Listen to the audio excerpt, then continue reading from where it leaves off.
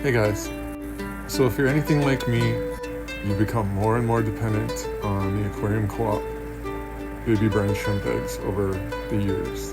The only problem is, from time to time, they do run out, and I get into a panic. So what do you do when yours run out?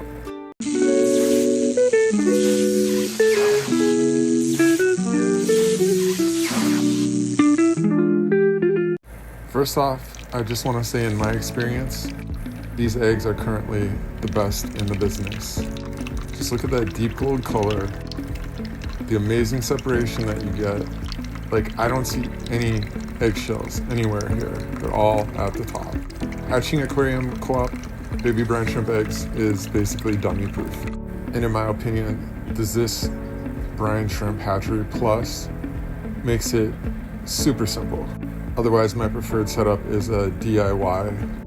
Now, don't get me wrong, there are other options, especially if you are only needing just a few. Like if you only have one tank that you need to get live baby brine to. A lot of these other small time hatcheries do work, but the amount of brine shrimp you're gonna get is minuscule in comparison to what you get with this brine shrimp hatchery, or even a DIY setup. So now that my co-op eggs are gone, I've had to switch to a different brand.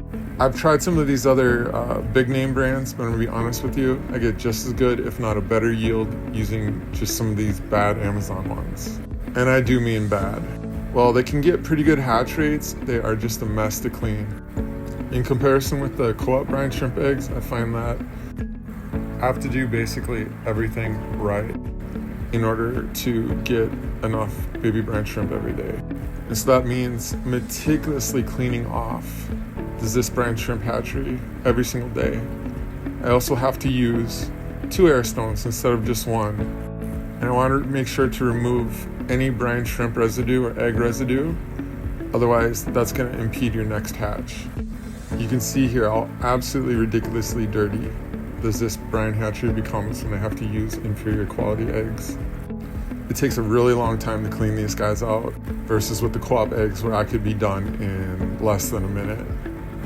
However, here I want to make sure that I get every single last bit out, which means removing every part, wiping down every surface, and just ensuring that I have the best chance for success.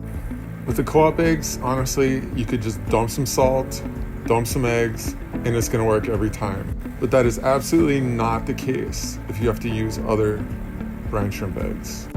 So I make sure I have the water exactly where I want it. I make sure I use exactly as much salt. If I use too little salt or too much salt, the results just are not the same. I even have to make sure I have exactly the number of brine shrimp eggs that I want. Now, I'm not going to give you numbers here because what you do and what I do are definitely going to vary. However, I generally use around 4 tablespoons of salt along with 2 to possibly even 3 of the baby brine shrimp eggs. And that is a lot, just so you know. And as you can see here with 2 air stones, I ensure that the flow is free and that neither air stone touches the bottom or does anything to impede the eggs from mixing evenly. This is the result that you see 24 hours later using the Amazon eggs. And one of the first things that you're going to notice is, although we do get fairly good separation and we do have a lot of eggs on the bottom, you can see that there are a lot of shells mixed in there as well.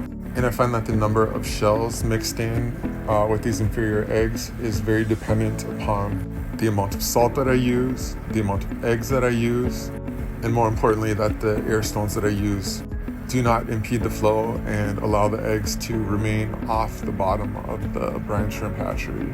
As you can see, after multiple attempts and lots of tinkering, I am actually able to get a pretty good hatch rate here. And I have hundreds and hundreds of fish to feed these baby brine shrimp to.